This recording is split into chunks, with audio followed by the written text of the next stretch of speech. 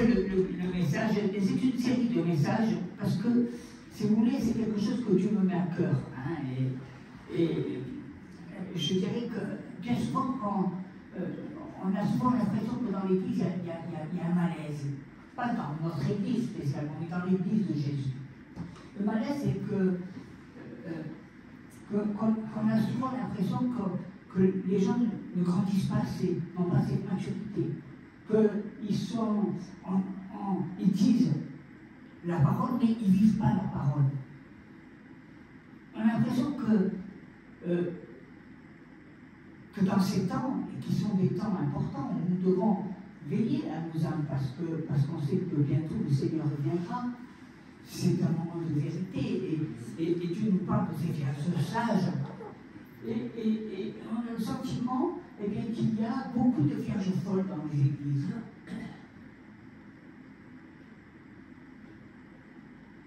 Et je pense que c'est important pour le peuple de Dieu d'être vraiment en harmonie avec sa parole, avec le Seigneur. Je pense que c'est des temps où il ne faut pas se cacher, il ne faut pas se voiler la face.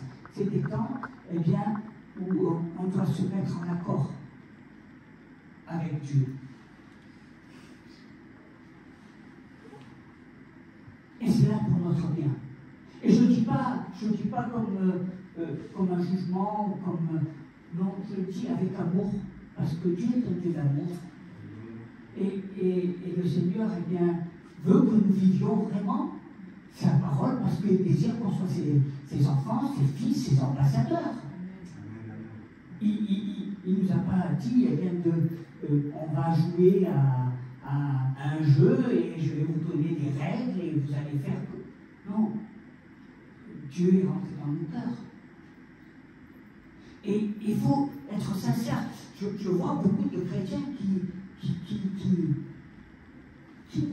devraient être, et le Seigneur le dit, devraient être des maîtres, et qui sont encore, des fois, à ramer à contre-courant. Des fois, c'est difficile. Des fois, on a des pensées aussi qui nous empêchent de voir la vérité. Vous savez, dernièrement, je m'excuse peut-être pour les caméras, dernièrement, j'ai eu mon ordinateur. Vous savez, il y avait tellement de choses dans mon ordinateur qui devenaient de plus en plus paresseux. Hein.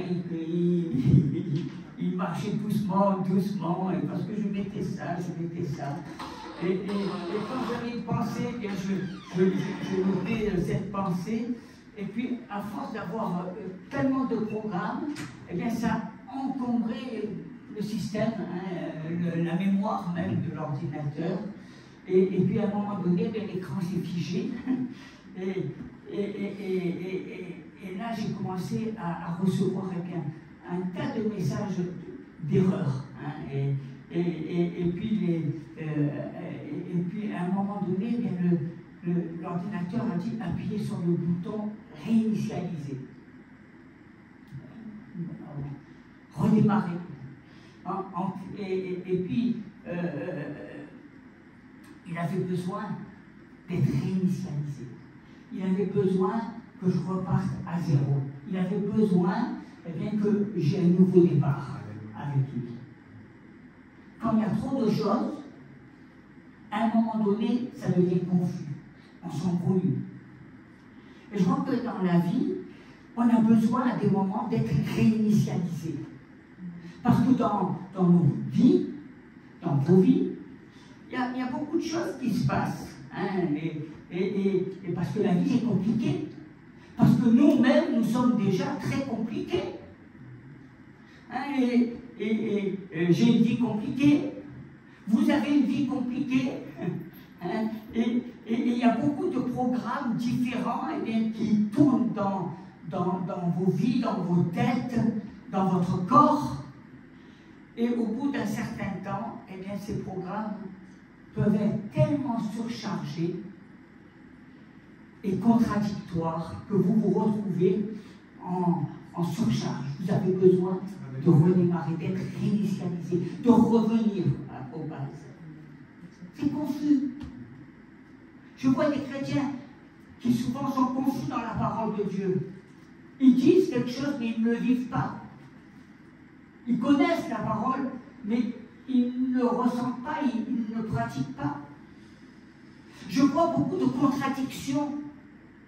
Comme si que Jésus disait un jour blanc et le lendemain il disait noir, ou d'une autre couleur, ou il agissait d'une manière différente. Je crois que Jésus était un, et il était un avec le Père, il était un avec l'Esprit. Je crois que Dieu nous a donné sa parole pour que nous puissions devenir un avec le Fils. Mais malgré ça, je vois des contradictions, mais je parle pour les chrétiens. Je sais que les choses sont compliquées, je sais que la vie est compliquée. Et vous savez pourquoi je parle de cela? Parce que quand on est en surcharge, et ça arrive. Je ne vous dis pas ces choses-là en vous montrant du doigt, ou en vous disant « Ah ben toi, non, je me montre du doigt. Moi, il m'arrive d'être en surcharge, il m'arrive d'avoir des pensées, eh bien, et j'ai besoin que mon esprit revienne. » Je crois que pendant cette période de vacances, on a besoin aussi de revenir, de réinitialiser notre ordinateur, nos vies, de se remettre à plat, de vouloir redémarrer quelque chose de nouveau parce que c'est le désir, c'est notre désir.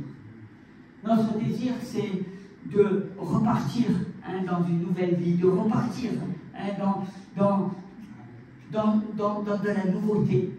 On a parlé de ce chant juste avant, eh bien, montre bien que des fois on a besoin de faire table rase pour repartir à zéro. Et il n'y a pas de honte à ça. Et ça fait du bien. Et c'est pas parce que je repars à zéro que je suis moins spirituel. Je ne suis pas en compétition. J'ai besoin simplement d'être honnête avec moi-même. Et si je suis honnête avec moi-même, Dieu va me transformer, va me donner ce que j'espère.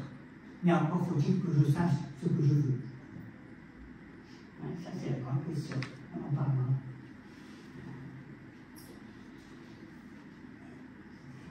On a besoin d'être réinitialisé dans notre vie de nombreuses fois. Peut-être pas une fois. C'est pas parce que je suis chrétienne que je suis venu à Jésus que ça y est, tout est beau.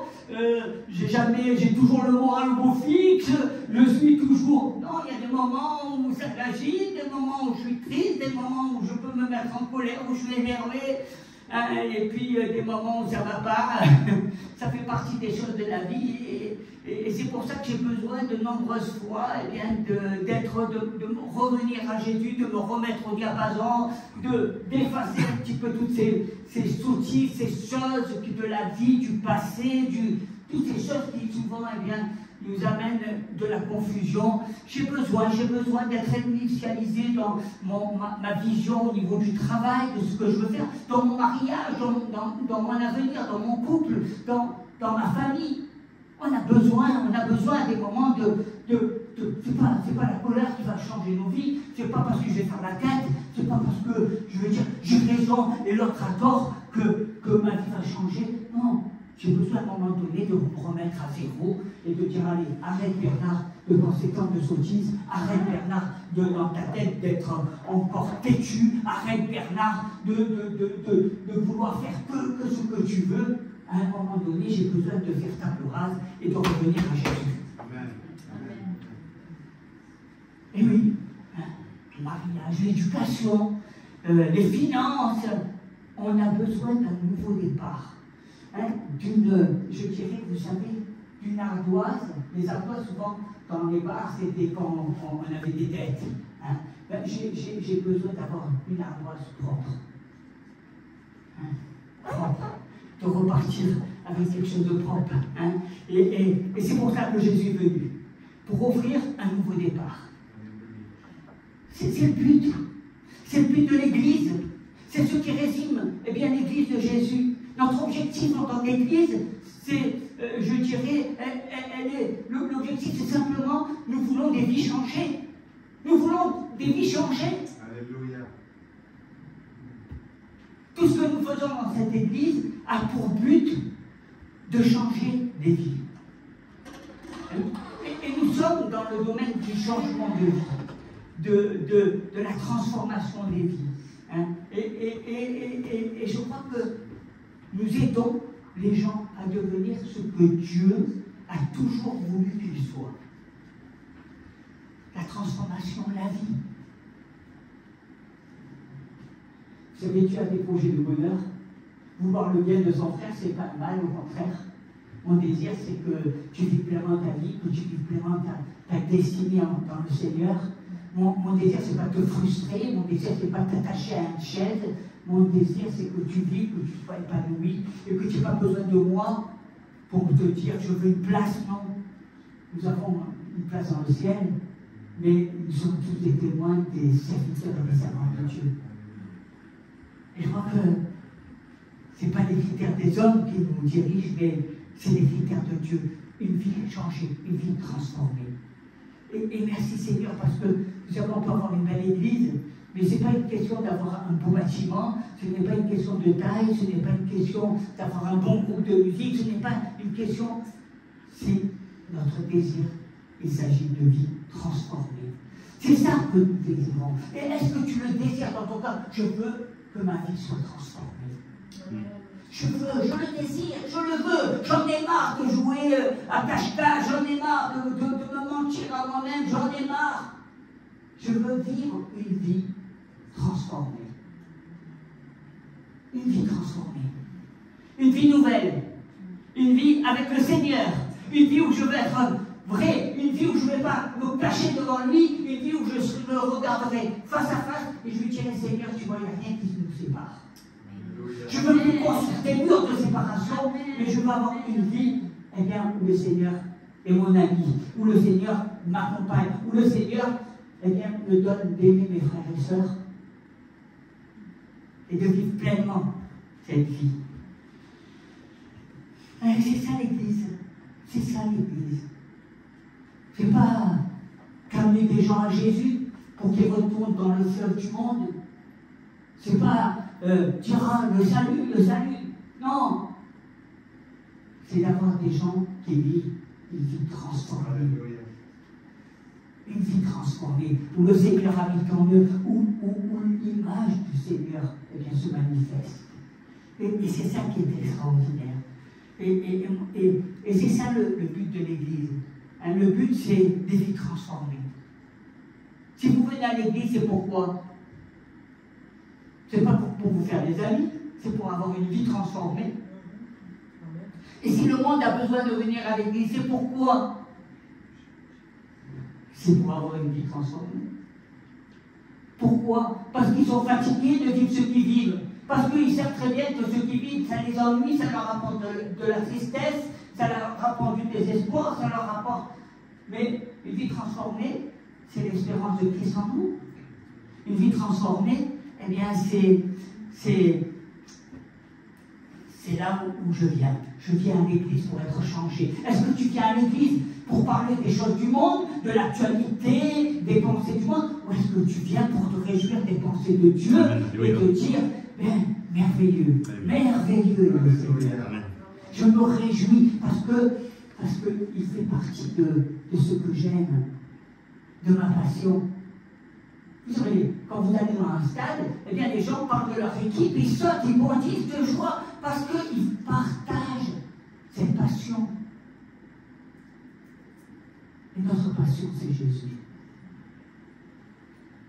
Notre passion, c'est l'Évangile. Notre passion, c'est d'avoir une vie changée. Et nous savons que Jésus, eh bien, change les vies. Jésus transforme.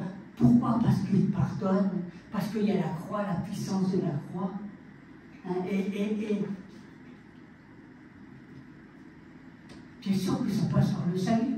Lorsque vous franchissez pour la première fois la porte, eh bien, vous ouvrez votre vie à l'amour de Dieu et vous recevez Jésus-Christ. Bien sûr que ça passe aussi parce que c'est à plusieurs mots la transformation. C'est la conversion. Quand vous devenez la femme que Dieu veut, ou que vous soyez l'homme que Dieu veut que vous soyez, ça s'appelle, eh bien, la sanctification. Je me suis converti. C'est plus simplement Jésus, c'est je suis Jésus. Je me suis mis à part du monde pour vivre la vie en Christ. Et puis, un nouveau départ, ça s'appelle, vous savez, naître de nouveau. Un nouveau départ, c'est naître de nouveau. C'est pas partir avec mes pensées de l'homme vieux, ancien, mais de partir avec les pensées de Dieu. C'est ça, la nouvelle naissance. C'est le nouveau départ. On parle d'une nouvelle vie. D'une vie, vous savez, qu'est-ce que c'est qu'un nouveau départ? Une vie réinitialisée. On a effacé, et ensuite on a mis d'autres choses à la place. On a rempli. Eh bien, et c'était un nouveau départ. Et je crois que pour vous, comme pour moi, et pour des centaines de personnes, des milliers de personnes, eh bien, l'Église, ça a permis à des centaines, à des milliers, à des millions de personnes une remise à zéro spirituelle dans leur vie, pour repartir avec Christ, pour repartir. Et je crois que la plupart d'entre vous pouvez raconter eh bien, votre propre histoire, celle où Dieu a changé votre vie, où vous a transformé, celle où Dieu, et moi j'aime parce que le Seigneur, vous savez, dans le monde, les hommes sont souvent absents, mais Dieu il est toujours présent. Quand on a besoin de Dieu, lui il est toujours présent. Et c'est quelque chose d'important. Je voudrais simplement vous parler d'une lettre que j'ai reçue dernièrement, mais qui m'a touché, et c'est un témoignage, en fait. Hein. Cette lettre, elle dit, cher pasteur, je connais l'Église depuis une quinzaine d'années, mais je n'avais jamais assisté à un culte. Jusqu'à la semaine dernière, il y a certainement quelques semaines, peut-être 15 jours, je ne sais pas. J'y suis allé par curiosité. Honnêtement, je n'étais pas préparé à ce que j'ai vécu. Tout le monde souriait, Ils étaient tellement heureux, joyeux et accueillants. Et l'amour qui se lisait sur leur visage m'a immédiatement mis à l'aise. Même si je n'étais jamais allé à l'église. Lorsque les gens ont commencé à chanter de tout leur cœur, des larmes ont instantanément commencé à couler sur mon visage. Je ne connaissais aucune des chansons, mais la façon dont les gens les ont chantées m'a stupéfié. Pour la première fois dans ma vie, j'ai senti Dieu. Je n'ai pas compris, mais j'ai immédiatement réalisé que j'étais passé à côté de quelque chose dont j'avais désespérément besoin. Ensuite, le pasteur a parlé de l'amour de Dieu, du but de Dieu. Et tout cela m'a émerveillé. Et à la fin du service, lorsque vous avez invité tout le monde à prier, j'ai prié moi aussi. Et pendant que je prononçais, eh bien c'est simplement les larmes sont revenues. Et je me suis senti submergé par l'amour de Dieu pour moi. Pasteur, je ne sais pas quelle sera ma prochaine étape, mais je sais que la direction de ma vie a été redéfinie. À ce moment-là, s'il vous plaît, aidez-moi à savoir ce que je dois faire maintenant. Je crois que ce qui a attiré mon attention, eh bien, c'est cette phrase que cette personne a dit, ma vie a été redéfinie. Ma vie a été réinitialisée. C'était comme si je devais prendre un autre chemin. Je n'étais pas dans la bonne route. Je n'étais pas dans une route qui m'apportait la joie, la paix. Je n'étais pas dans une route qui me comblait. Et quand je suis venu, eh bien, j'ai compris que je devais prendre un nouveau chemin, une nouvelle direction. Et je pense que beaucoup, on a besoin de reprendre une nouvelle route. On a peur, on ne veut pas. Vous savez, il y a beaucoup de choses qui nous empêchent de vivre quelque chose de nouveau. Nos émotions, nos pensées, notre moi, la peur. Il y a beaucoup d'obstacles. Mais on a besoin. C'est une nécessité. C'est vital pour un enfant, pour un fils de Dieu, d'avoir des remises à zéro, pour repartir, pour rebondir, pour être restauré, pour voir plus clair. Parce que quand il y a des choses qui sont, qui se bousculent, on voit même plus clair. On voit même plus qu'on est en contradiction avec la parole de Dieu. On voit que nos bobos, que nos souffrances, que nos douleurs. Mais lorsqu'on redémarre quelque chose, il y a de l'espérance. Et l'espérance, elle est dans la personne de Jésus. Amen. Redémarrer, réinitialiser. On a besoin. Et je crois que l'Église a besoin de cela. Pourquoi on fait des jeûnes? Parce qu'on a besoin. Ce n'est pas pour sauver le monde, c'est pour nous sauver nous-mêmes. C'est pour voir plus clair en nous. Parce qu'à des moments, on est tellement obstrué par notre entourage, par nos pensées, par nos désirs, qu'on n'arrive plus à être. Et il faut faire table rase. La définition de redémarrer est prendre un nouveau départ. Une nouvelle opportunité, recommencer.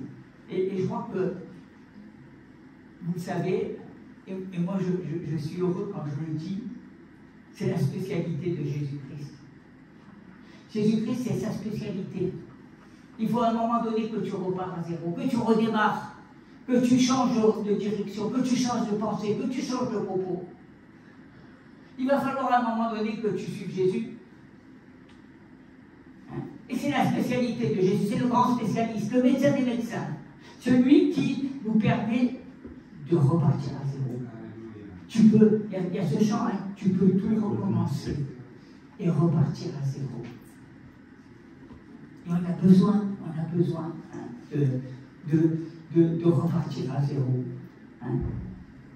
Si vous avez une erreur, eh bien, c'est l'endroit où on peut tout recommencer. Si vous avez l'impression que vous n'avez pas été à la hauteur, c'est là où vous allez pouvoir tout recommencer. Avec le Seigneur, il y a toujours, c'est une grâce que Dieu nous donne de pouvoir recommencer. L'Église, c'est le lieu pour les personnes imparfaites qui veulent un nouveau départ. C'est l'Église, des hommes, des femmes, qui peuvent des fois viennent du monde, et puis ils ont besoin de quoi? D'une remise à zéro, un redémarrage de leur vie. Et il y a des tonnes et des tonnes de versets dans la Bible eh bien, qui disent que Dieu veut vous donner un nouveau départ. Un redémarrage, un rafraîchissement, un nouveau commencement, dans n'importe quel domaine de votre vie. Et vous en aurez besoin à plusieurs reprises. C'est la vie. Éphésiens chapitre 4, verset 13 à 24, on va lire parce que c'est tellement... Ça parle de la vérité. Hein. Il n'y a pas d'ombre cachée. Pourquoi je prends des passages assez longs? Parce que il n'y a pas que la belle phrase, que la belle parole. Il y a la totalité. Et il faut prendre les choses, et la parole de Dieu, elle doit se prendre dans toute la vérité. Et la parole de Dieu nous est adressée. Elle s'adresse à vous, pas aux voisins. Nous, on pense que c'est toujours pour les autres, mais non, c'est pour moi. Donc, ce matin, j'ai voulu m'adresser une belle parole du livre des Éphésiens, et au chapitre 4, verset 13, jusqu'à ce que nous soyons tous parvenus à l'unité de la foi et de la connaissance du Fils de Dieu, à l'état d'homme fait, à la mesure de la stature parfaite de Christ, afin que nous ne soyons plus des enfants flottants et emportés à tout vent de doctrine par la tromperie des hommes, par leur ruse, dans les moyens de séduction, mais que, professant la vérité dans l'amour, nous croissions à tout égard en celui qui est le chef de l'Église, Christ. C'est de lui, et grâce à tous les liens de son assistance, que tout le corps bien coordonné et formant une solide assemblage tire son accroissement selon la force qui convient à chacun de ses parties et s'édifie lui-même dans l'amour. Voici donc ce que je dis et ce que je déclare dans le Seigneur. C'est que vous ne devez plus marcher comme des païens qui marchent selon la vanité de leurs pensées. Ils ont l'intelligence obscurcie. Ils sont étrangers à la vie de Dieu à cause de l'ignorance qui est en eux, à cause de l'endurcissement de leur cœur. Ayant perdu tout sentiment, ils se sont livrés à la dissolution pour commettre toute espèce d'impureté jointe à la cupidité. Et j'aime bien le mot cupidité. Mais vous, ce n'est pas ainsi que vous avez appris Christ. Si du moins vous l'avez entendu, et si conformément à la vérité qui est en Jésus, c'est en lui que vous avez été instruits. À vous dépouiller, eu égard à votre passé, à votre vie passée du vieil homme, qui se corrompt par les convoitises trompeuses, et à être renouvelé dans l'esprit de votre intelligence, et revêtir l'homme nouveau, créé selon Dieu, dans une justice et une sainteté que produit la vérité. Vous voyez ce que produit la vérité, la justice et la sainteté. Je crois que c'est notre désir à chacun. Revêtir l'homme nouveau, l'homme Christ. Et Dieu dit ici qu'une fois que vous avez invité Jésus dans votre vie et que vous avez mis votre confiance en lui, il y a un processus de croissance, de changement, afin de devenir, d'être réinitialisé et d'être celui que Dieu veut que nous soyons dans tous les domaines de notre vie. Il dit, comme vous savez, il faut changer, il parle de vêtements, hein, il faut changer de vêtements. Vous enlevez des choses, et je crois que c'est important, vous savez, le changement, c'est enlever les vieux habits, enlever des choses dans notre vie. Il faut savoir qu'enlever, on a peur d'enlever des fois les vieux habits. On a peur parce qu'on a peur de ce que ça sera l'avenir, on a peur. On vit toujours avec ses peurs. Mais Dieu nous invite à enlever des choses et en rajouter d'autres. Enlever les vieux vêtements qui sont mauvais et qui sont sales. Enlevez vos vieux vêtements. Débarrassez-vous de tous ces vêtements qui sont mauvais, qui sont sales. Et mettez des vêtements neufs, qui sont plus frais, qui sont bons. Qui vous font vous sentir bien, des vêtements propres. Il y a des choses que tu devrais enlever et il y a des choses que tu devrais mettre de nouveau. C'est ça, un nouveau départ. C'est ça, réinitialiser. C'est repartir, enlever tout ce qui est de mauvais, tout ce qui vous encombre. Vous savez, il y a tellement de choses qui nous encombrent dans notre tête. Si le Saint-Esprit, quand il passe, il voit qu'est-ce qui se passe dans votre cerveau. On ne peut pas lui mentir. Le Saint-Esprit voit toutes vos pensées, tout ce qui vous encombre, tout ce qui est là dans votre tête et qui n'est pas de Dieu. Vous pouvez paraître l'être le plus spirituel, mais vous ne pouvez pas mentir.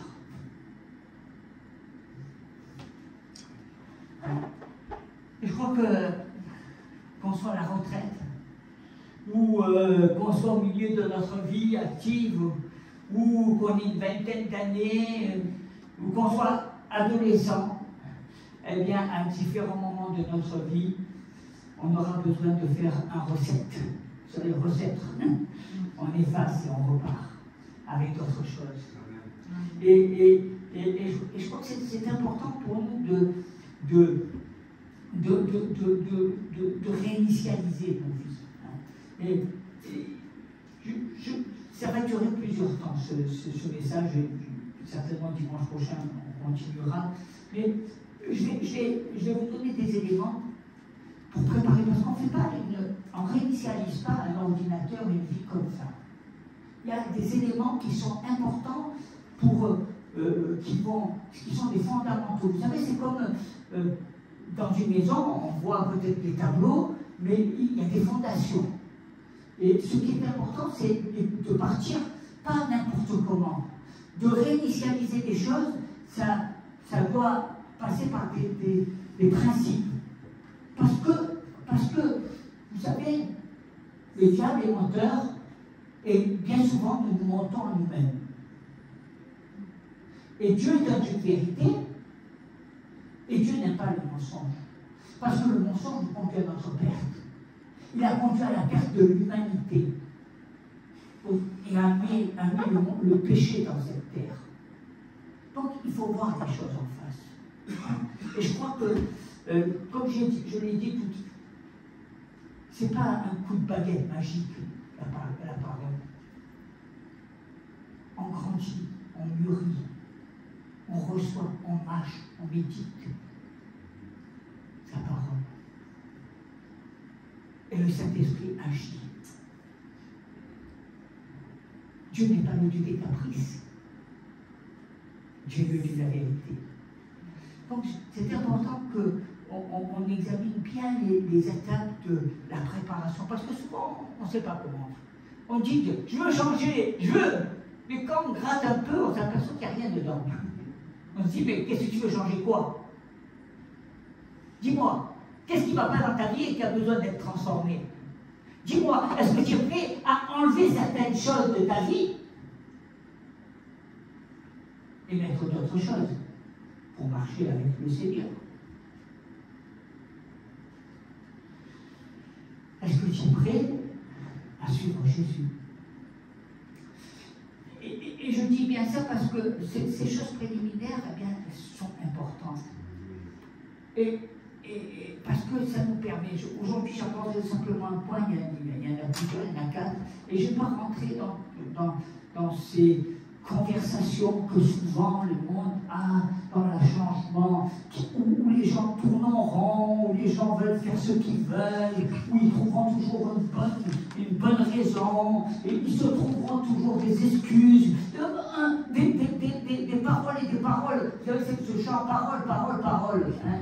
Non, je parle à des gens qui sont sincères, des gens qui veulent vivre selon la parole, des gens qui veulent être guéris, des gens qui ne veulent pas se mentir à eux-mêmes, qui veulent voir la vérité en face. Des gens qui se disent, j'en ai marre de tourner en rond et je veux grandir.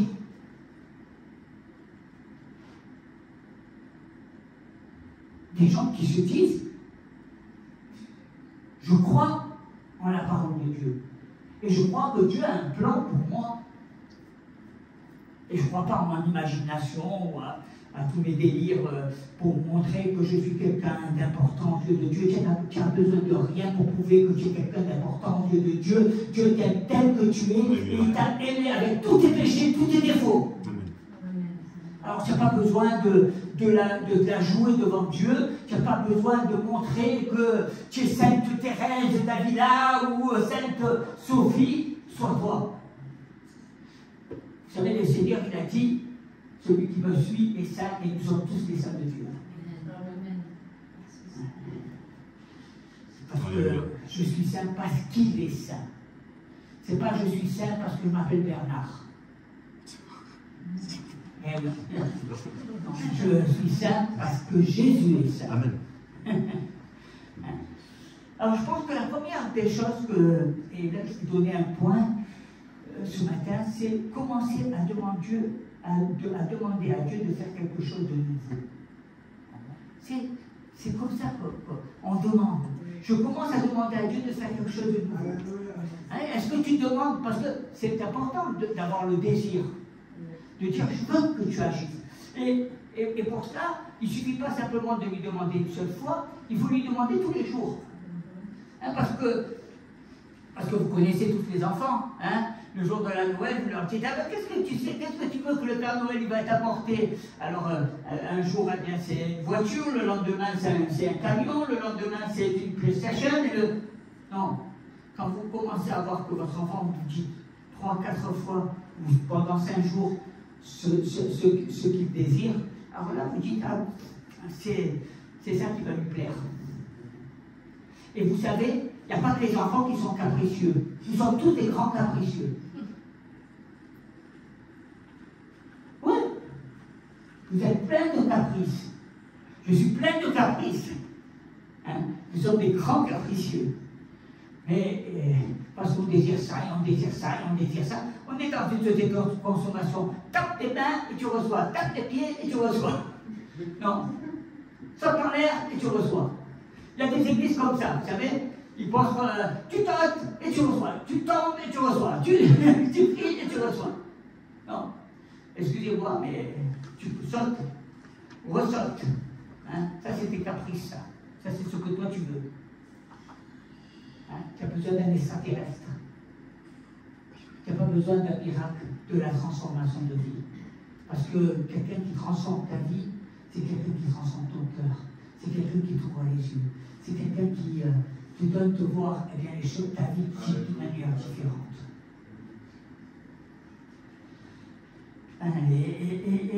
Et la différence, eh bien, entre caprice et désir, eh bien, c'est vraiment, est-ce que tu veux changer ta vie? Veux-tu vraiment être un homme différent, une femme différente, un homme de Dieu, une femme de Dieu? Veux-tu vraiment te débarrasser de ces mauvaises habitudes dans ta vie?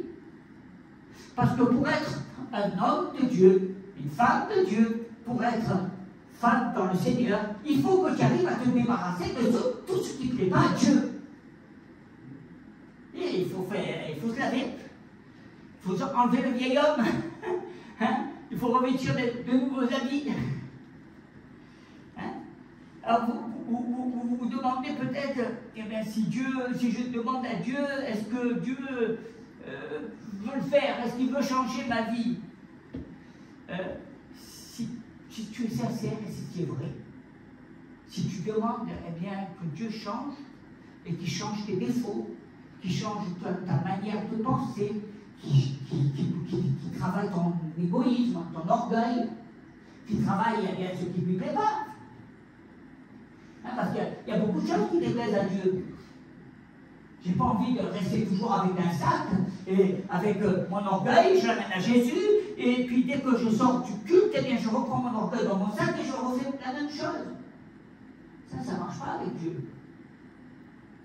Parce que le Seigneur dit, toi, tu es venu avec ton orgueil, tu es reparti avec ton orgueil. Hein? Tu es venu eh bien, avec toutes ces choses en arrogance et tu repars avec ton arrogance. Tu es venu avec tes pensées de l'homme et tu repars avec les pensées de l'homme. Dieu veut. Dieu désire que tu sois né de nouveau. Dieu désire te bénir. Dieu désire que ta vie soit comme un rayon de soleil qui brille chaque jour. Oui, il le veut. Hein, et je crois que vous savez pourquoi il le veut? Est-ce que vous le savez? Parce que c'est le job de Jésus. Le travail de Jésus, c'est de vouloir nous transformer. Le travail de Jésus, c'est que nous puissions être comme lui. Le travail de Jésus. Pourquoi je vais à l'église? Parce que c'est Jésus qui travaille mon cœur. Ce n'est pas le pasteur qui travaille votre cœur. C'est Jésus qui travaille votre cœur. C'est Jésus qui vous ouvre vos yeux afin que vous arrêtiez d'être aveuglés par les puissances du mal. On vient bien souvent on glorifie plus le diable que le Seigneur lui-même. Le diable, on le voit partout. Le diable, peut-être c'est toi. Hein? Parce que dans la maison de Dieu, c'est Jésus qui est notre maître. C'est Jésus qui habite en moi. C'est Jésus qui me dit d'aimer mon prochain. C'est Jésus qui a transformé ma vie. C'est Jésus qui a ouvert mes yeux. Et je crois que c'est tellement important. C'est important. Vous savez, dans le livre de l'Apocalypse, au chapitre 21, verset 5, il est dit, et celui qui était assis sur le trône dit, voici, je vais faire toutes choses nouvelles. Et il dit, écris, car ces paroles sont certaines et véritables. Voilà. Encore. Voilà ce que tu veux faire dans ta vie. Toutes choses nouvelles. Pas que tu vives sans arrêt dans les choses du passé. Pas, on a dit table rase. À des moments, il faut arrêter de parler de son passé, de sa vie, de ses erreurs, de ses échecs. Il a effacé nos fautes. Il a effacé notre condamnation. Alors, à un moment donné, il faut que tu parles autre chose. Il faut que tu changes de registre. Oh, on aime, dans les églises, on aime que se plaindre. Oh, oh, oh. C'est pas ça, l'église de Jésus. C'est une église qui lève les mains et qui adore Dieu. qui le loue, qui le célèbre, parce qu'il a reçu la joie du salut. Amen. Alléluia. Ce n'est pas une église de pleureuses qui a toujours des mouchoirs pour pleurer. Quand on pleure, c'est parce que le Seigneur a touché notre cœur. Parce que le Seigneur a mis le doigt là où il fallait. Je crois que c'est ça qui est important. Il faut revenir aux choses. Il faut revenir. Je vais faire quelque chose de nouveau. Oh, les gens ils ont tellement des habitudes qu'il n'y a rien de nouveau dans leur vie. C'est une vie d'habitude. Ils n'aiment pas le changement. Ils n'aiment pas la nouveauté. Je veux changer, mais que tout soit pareil. Qu'il n'y a rien qui bouge. Que ça soit les mêmes pensées. Je ne veux pas que tu changes tel, je veux pas que tu changes tel. Je veux changer. Ah. N'aie pas peur du changement. N'aie pas peur de la nouveauté. La nouveauté, c'est quelque chose qui fait du bien. Vous savez, j'aime bien parce qu'il y a un psaume qui est formidable. C'est le psaume 51, c'est le psaume que David a fait. Il a demandé à Dieu de créer un nouveau cœur en moi. Créer un esprit pur. Pourquoi il a demandé un nouveau cœur? Parce qu'il savait que son cœur était tordu. Créer un esprit pur. Pourquoi il a demandé de créer un esprit pur? Parce qu'il savait que des fois, il avait dans son esprit des mauvaises pensées. Ça vous arrive pas d'avoir des mauvaises pensées? Moi, des fois, je discute avec les gens, je me dis, ouh, qu'est-ce qu'ils ont comme pensée? C'est terrible. Ils ont des mauvaises pensées. Il faut se débarrasser des mauvaises pensées. C'est pas bon. Ça vous fait vieillir. Hein? Avoir de bonnes pensées, des pensées pures. Écoute, Jésus, alors, il demande d'avoir des pensées pures, il demande d'avoir un cœur ouvert. Ouais, mais c'est pas possible. Hein? C'est quoi ça? Mais tu sais, Jésus c'est ton meilleur ami, il veut du bien, mais toi qu'est-ce que tu lui dis? Mais c'est pas possible, il y en a marre, qu'est-ce que tu me dis là? Dieu veut mon bien, mais non, arrête, les chrétiens c'est des fanatiques, il faut mais ils devraient aller faire comme les gens du monde, s'amuser, rigoler, pécher. Mais pourquoi ils font ça? Mais parce que Jésus veut mon bien. Mais non, arrête de penser ça, amuse-toi. Les vierges folles, pense à t'amuser, pense à faire n'importe quoi. C'est tellement agréable. Pourquoi tu veux te montrer que tu es différent des gens? Mais vous savez, la sanctification, c'est Dieu nous a mis à part. Si tu es comme le monde, tu déplais à Dieu. Parce que les pensées de Dieu ne sont pas les pensées du monde. Et oui. Quel mal il y a à avoir de l'amour dans son cœur pour les autres? Quel mal il y a à avoir des pensées pures? Tout à l'heure, le monde va nous dire qu'on est tordu parce qu'on a un bon cœur. Quand je regarde les gens du monde, malheureusement, et je vous le dis parce que souvent, je vois les gens, même quand ils travaillent, ils sont tordus, ils sont vicieux, malhonnêtes, ils cherchent leur intérêt, ils sont voleurs. Des fois, ils travaillent quelques heures et vous font payer des sommes folles. Ils vous prennent pour des idiots. Ils n'ont même pas la conscience. S'ils peuvent vous mettre à mort, ils le feront, sans hésiter. Ça, c'est le point. Je ne veux pas être comme ces gens-là. Je ne veux pas être tordu comme ces gens-là. Je ne veux pas être, parce qu'en étant comme tous ces gens-là, vous savez, je n'arriverai pas à me regarder dans une glace. Je préfère qu'on prenne pour un barjot, un fou, que d'être comme ces gens qui font que s'amuser, qui se pervertissent, qui sont dans le péché, qui sont dans la jalousie, qui sont dans l'argent, dans toutes ces choses-là, et qui se pensent supérieurs aux autres. Et qui pensent que eux, ils ont une médaille. Et David, non. Vous savez, il était roi. Il avait tout ce qu'il voulait. Mais il a dit, donne-moi un cœur pur. crée en moi un esprit pur, et afin de faire de nouvelles œuvres en moi, afin que je puisse sortir et faire encore davantage. Le psaume 51, verset 10 dit « Annonce-moi la détresse et la joie ». Et je crois qu'on a besoin, vous savez, de ce verset pour prendre un nouveau départ. C'est quelque chose que je vous conseille d'écrire sur un papier, vous savez. Psaume 51, verset 10. Annonce-moi la détresse et la joie. Faites-le, c'est quelque chose de bon. Hein? Je ne vous ai pas dit, prépare-toi à la rencontre de ton Dieu. Hein? Je vous ai dit, une parole qui vous fait du bien. Annonce-moi la détresse et la joie. Et vous avez besoin de ce nouveau départ pour prendre un nouveau départ. C'est pas en étant tordu, c'est pas en étant. Des fois, les gens ils veulent prendre. S'ils ne sont pas bien dans leur peau, alors ils pensent qu'ils vont avoir un nouveau départ. Non, non, c'est pas. Reste des problèmes. Tu peux changer, il va falloir que tu règles la main. Il y a beaucoup de choses que tu dois régler. Après, tu pourras. Tu peux pas. C'est pas comme ça. Un nouveau départ. Hein, vous pourriez. Et je dirais, c'est une bonne prière. Une bonne prière. Hein, c'est je veux commencer avec Dieu à faire quelque chose de nouveau. Et David, vous savez, quand il a écrit ce psaume 51, vous savez c'était à quel moment?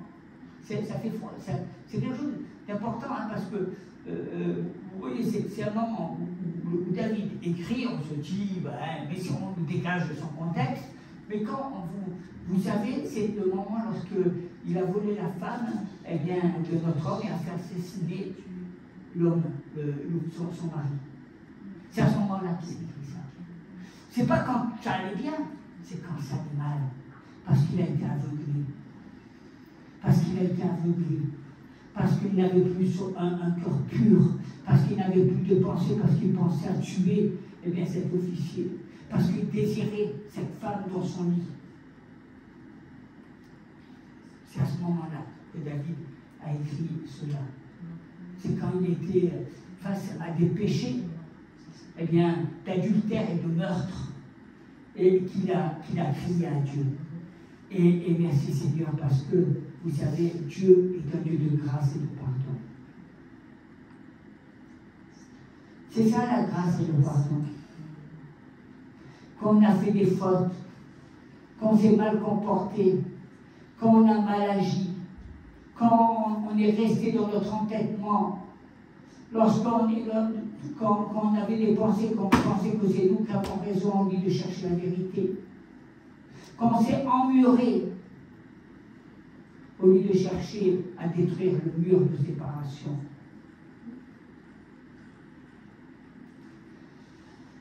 Et je crois que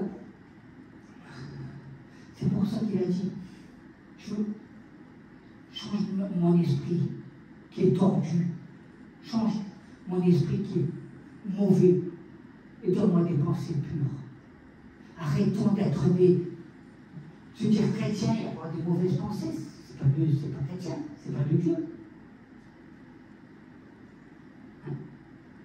Si j'ai des pensées, mes pensées sont des pensées d'amour, de pureté, de sainteté, de réconfort, de grâce, de restauration, de pardon. C'est ça la bonne nouvelle de l'Évangile. Il vous a pas dit, entêtez-vous, si quelqu'un vous avait fait du mal, eh bien, rendez la même chose au centuple. Hein? Si on vous a donné un coup de pied derrière, donnez-en 100. Non. Le Seigneur a dit, tendez votre joue. Je crois qu'on a besoin de ce nouveau départ dans nos vies. Et c'est tellement important parce que c'est pour notre bien, c'est pour votre bien, c'est pour que vous puissiez repartir. Il n'y a rien. Il y a des gens qui disent non, ça ne marchera jamais. Mais non, j'ai vécu ça. Mais non, j'ai fait des efforts. Mais non, mais ça ne pourra jamais marcher. Quand on désire un nouveau départ, il faut que notre cœur le désire. Parce que si vous restez avec des vieilles pensées, vous ne pourrez jamais vivre le nouveau départ. Vous détruisez le nouveau départ avant même de le demander à Dieu.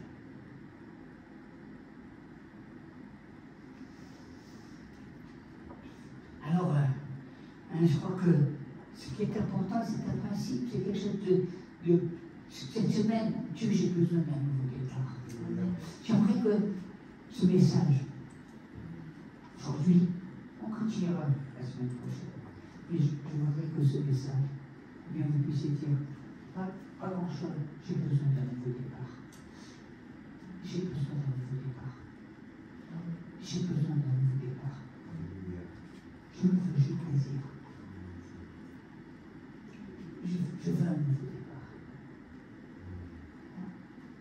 Simplement une phrase.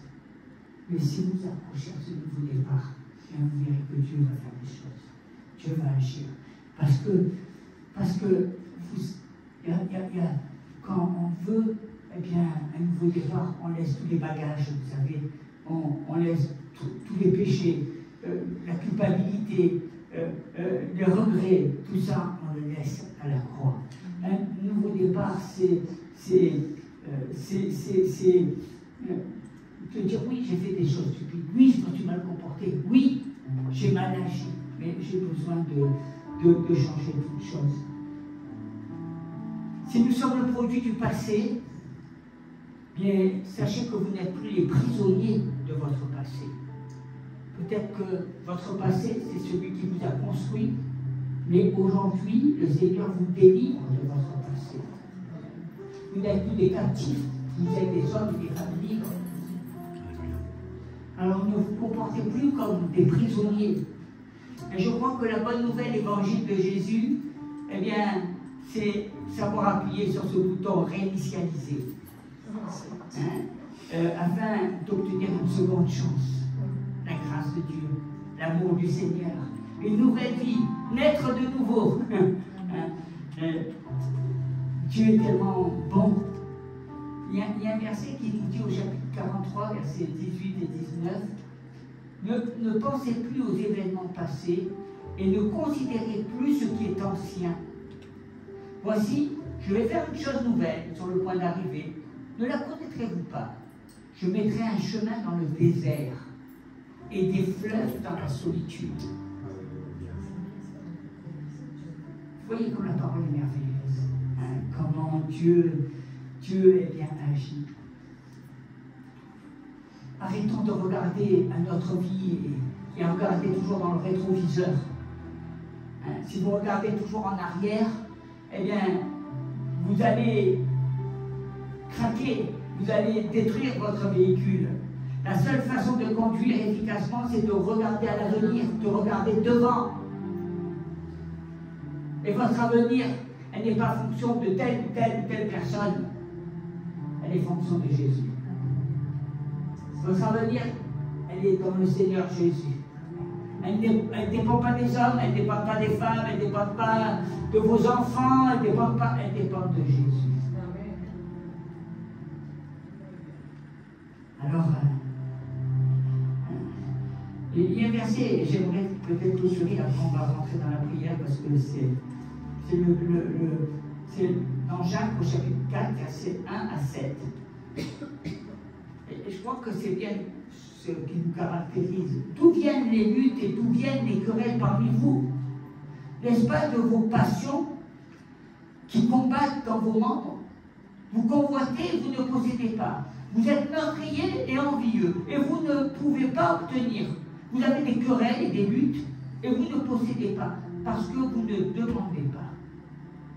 Vous demandez et vous ne recevez pas parce que vous demandez mal, dans le but de satisfaire vos passions.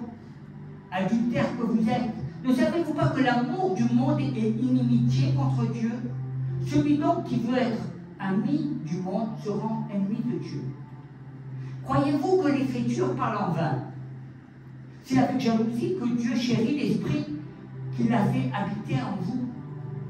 Il accorde au contraire une grâce plus excellente. C'est pourquoi l'Écriture dit « Dieu résiste aux orgueilleux, mais il fait grâce aux humbles. » Soumettez-vous donc à Dieu, résistez au diable et il fuira loin de vous. Approchez-vous de Dieu et il s'approchera de vous. Nettoyez vos mains, pécheurs, purifiez vos cœurs, hommes irrésolus. Demandez à Dieu un nouveau départ. Dieu, j'ai besoin d'un nouveau départ. J'ai peut-être gâché beaucoup d'années, j'ai peut-être gâché certaines choses dans ma vie. J'ai fait des erreurs. Mais j'ai besoin d'un nouveau départ. J'ai besoin, eh bien, d'un renouveau. J'ai besoin de redémarrer ma vie. Et c'est la première étape. Hein. Et Dieu veut faire quelque chose de nouveau en toi. Alléluia. On va s'activer dans la prière. Et si vous voulez venir, vous pouvez, on peut prier ensemble. Mais que simplement, je veux vivre quelque chose de nouveau. Je vais enlever ces vêtements sales, je vais enlever ces pensées de souillées. Et je vais revêtir bien ces pensées pures. Ouvre mes yeux. Alléluia. Mettez la main sur votre cœur et regardez à Jésus. Jésus le restaurateur, Jésus qui guérit, Jésus qui vous donne l'espérance, Jésus qui est votre avenir. Jésus qui vous donne de belles perspectives, Jésus qui n'est pas là à regarder à vos erreurs, à votre passé, à vos échecs, à vos peurs, à vos solitudes. Jésus qui vous montre le Père, l'amour du Père, et qui veut vous remplir de son amour, remplir de ses pensées, remplir de lui. Que le Seigneur change ces choses dans ta vie. Arrête de tourner en rond, arrête de te plaindre, arrête. Des fois, tu es comme sur une falaise et tu as presque envie de te jeter de la falaise parce que tu as l'impression que rien ne va changer, que ta vie est vouée à l'échec, que tu as fait des mauvais choix dans ta vie et tu as le sentiment que c'est un échec total. Mais Dieu ne voit pas les choses du même œil que toi. Dieu ne pense pas comme toi. Dieu ne regarde pas les choses comme toi. Toi, tu dis, j'ai fait le mauvais choix. Mais Dieu dit, tu as fait le bon choix. Mais ouvre tes yeux.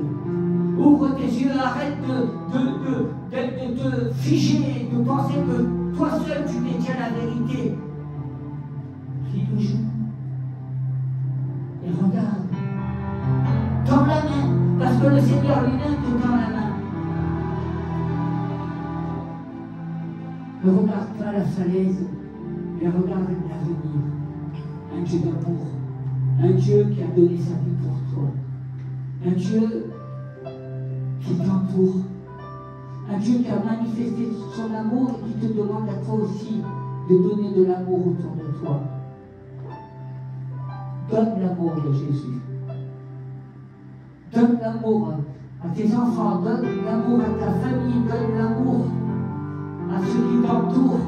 Parce que comment tu pourrais donner de l'amour aux gens si tu ne donnes pas de l'amour dans ta propre famille, dans ta propre église? Seigneur te dit, commence à regarder à ta maison afin qu'elle soit pure, qu'elle soit remplie de l'amour de Dieu.